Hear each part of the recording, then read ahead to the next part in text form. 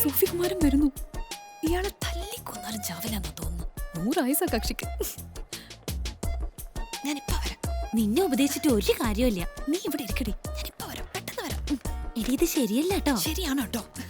ഇനി എന്തിനുള്ള പുറപ്പെടാനോ ആവോ. ഡാ, എന്തൊക്കെയായാലും നമ്മുടെ അടുപ്പിൽ വേവണ നാടൻ രുചി തന്നെ വേണം ഇവർക്കൊക്കെ കച്ചവടം നടത്താൻ.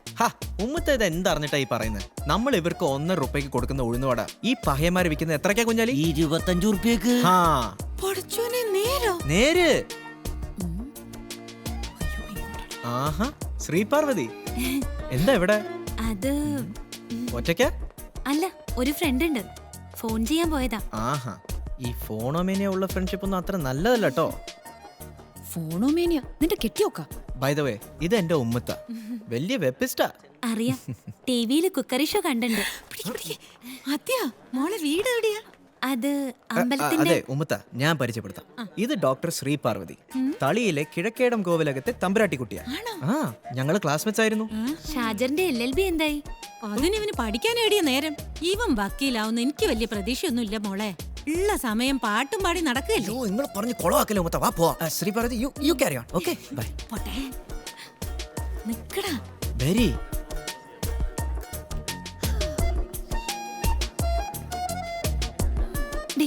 നീ ഇതെവിടെയായിരുന്നു? ഷാജറിനെ നേരിട്ടൊന്ന് പരിചയപ്പെടായിരുന്നു. ഒന്നുമില്ലെങ്കിലും നിന്നെ കോടിപതിയാക്കിയ എന്റെ ഫ്രണ്ട് അല്ലേ? അത് ശരി, നിന്റെ ഫ്രണ്ട് എന്റെയും കൂടെ ഫ്രണ്ട് അല്ലേ? വാ നമുക്ക് പോവാം. എന്റെ സൂഫികുമാരാ.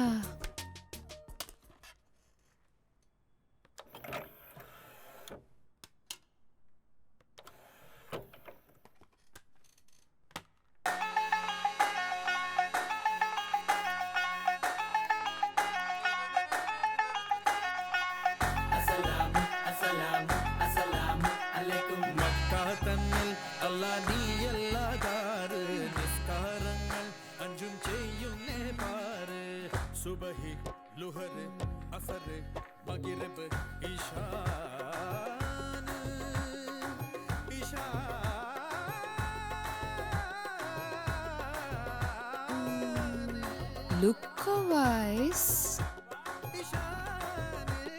okay.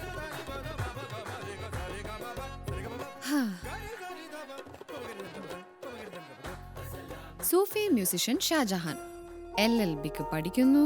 ചെമ്മങ്ങാട് പള്ളിക്ക് സമീപം വീട്. മലബാർ ടേസ്റ്റിന് പുതിയ മാനം കണ്ടെത്തിയ ഏക സഹോദരി സൈനുത്ത. ഒരുവിധം ബയോഡേറ്റൊക്കെ കിട്ടി. എന്നാലും എനിക്ക് നിന്നെ കുറച്ചും കൂടി സ്റ്റഡി ചെയ്യാനുണ്ടല്ലോ മോനെ. ആരോടാ ഒരു സംസാരം? നീ കണ്ടുപിടിച്ച വല്ല പുതിയ നക്ഷത്രങ്ങളായിട്ടാ? ആസ്ട്രോണമി തലയ്ക്ക് പിടിച്ച് വട്ടായോടി. ആ, ഒരു ചെറിയ വട്ട് തന്നെ. ഡോക്ടറെ, I have a complicated doubt.